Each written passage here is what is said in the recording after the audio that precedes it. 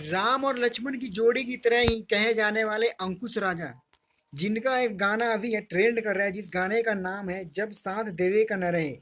ये गाने एक सैड सॉन्ग है, बेवफाई सॉन्ग है, और ये गाने आते ही तबाही मचा के रखा है, और ये गाने आज इंडिया के अंदर 36 नंबर पे गाने ट्रेंड कर रहा है।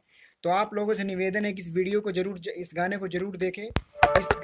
इस गाने की बात करें तो इस गाने में आस्था सिंह ने काम किया है, और इस गाने की लिरिक्स की बात करें तो बोस रामपुरी ने इसमें अपने हाथों से लिखा है। और इसकी म्यूज़िक की बात करें तो छोटू रावत ने इस गाने में म्यूज़िक दिया है, और ज़बरदस्त ये गाना है।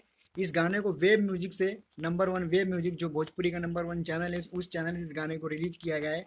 तो आप लोग इस गाने को एक बार ज़रूर देखें और अपना प्यार और आशीर्वाद ज़रूर दें। और एक बात और, कल्पना जी पहली बार अंकुश राजा के साथ में इस गाने में काम किया है, और ज़बरदस्त केमिस्ट्री इसमें कल्पना और अंकुश राजा का देखने को मिल रहा है। अगर आपने पहली बार हमारे चैनल पर देख रहे हैं तो इस वीडियो को लाइक और चैनल को सब्सक्राइब जरूर करें, जिससे कि हम एक से बढ़ के एक वीडियो आपके लिए लेकर आते रहें। धन्यवाद।